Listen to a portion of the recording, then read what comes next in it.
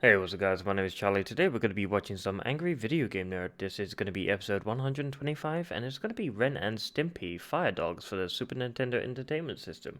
So let's give this video a reaction, shall we? Let's go.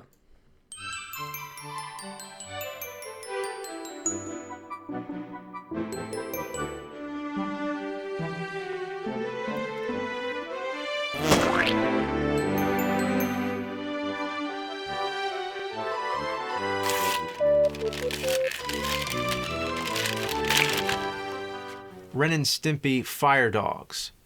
Okay, making a Ren and Stimpy game that's worthy of the TV show is a tall order. The show was like Looney Tunes on crack. It was like they took the Three Stooges but just Moe and Larry, made Larry a cat and made Moe a psychopathic chihuahua and gave him a voice like Peter Lorre specifically from his rant at the end of the Maltese Falcon. It was ingenious. The show was so crazy that when it was on in the 90s, I didn't even know what to make of it.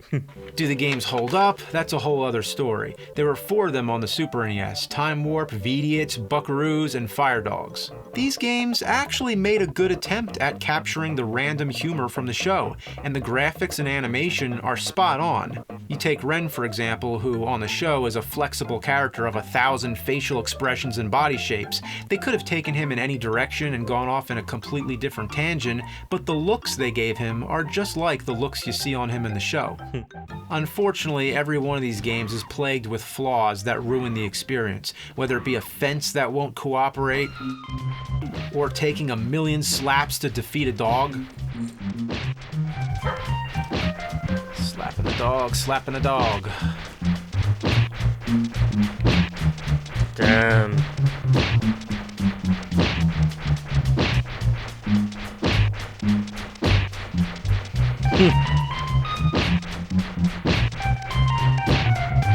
Wow.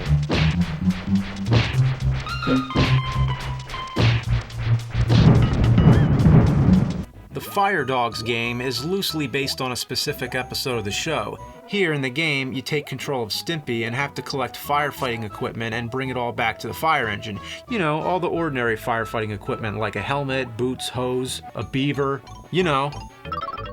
Ren sits it out and does nothing to help. Again, the humor is spot on. So you have to run around the place, sliding up fire poles. Yes, sliding up fire poles. The firefighters apparently don't want any of your help at all. If you run into these guys, it's over. They pound you. 1 hit, and you have to start all over again. You can pick up fire extinguishers, and if one of these guys is in your way or you get trapped in a corner, you can give them a squirt to stun them. But it doesn't last long at all. It only gives you 1 brief moment to get past them. Come on, come on! Spray the firefighter with the fire extinguisher! Come on, come on, come on, come on! Come on, come on, come on! Oh, come on, wrong way, wrong way!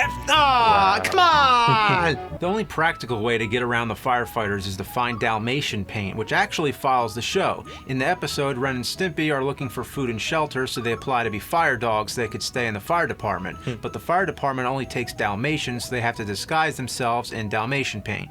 The fire extinguishers and paint cans are always in different places every time you restart the game, so you have to get lucky. And if you walk under the water sprinklers, it washes the paint off. The items that you need to collect to bring back to the fire engine are all in fixed locations, but even if you get good at it and know where all of them are, there's nothing you can do about the time limit.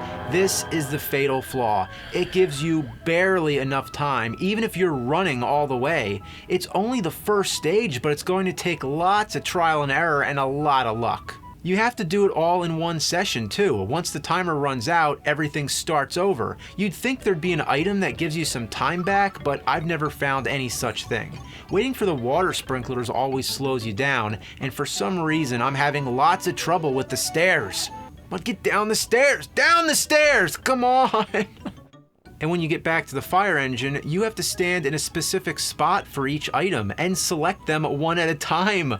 Why does everything have to be so tedious? You only get 2 minutes and 14 seconds to do everything. Wow. Then you have to find Ren and collect kitty litter while the timer is still ticking down. But thankfully, this part is just a bonus. Then you go to the next stage where Ren and Stimpy are using a life net to save people from the burning buildings. But wait, it's not people, it's just a bunch of clocks, sandwagons, books, sculpture busts, TVs, chickens, and bricks. What the fuck's going on up there? Who's dropping this shit? Where'd they get so many? Anyway, this goes on for 4 minutes 50 seconds, and then the game ends. What, I didn't save enough bricks and clocks? I didn't miss that many, so I'm assuming you have to have a 100% accuracy. I don't know. The game's shit. In the words of Mr. Horse, no sir, I don't like it.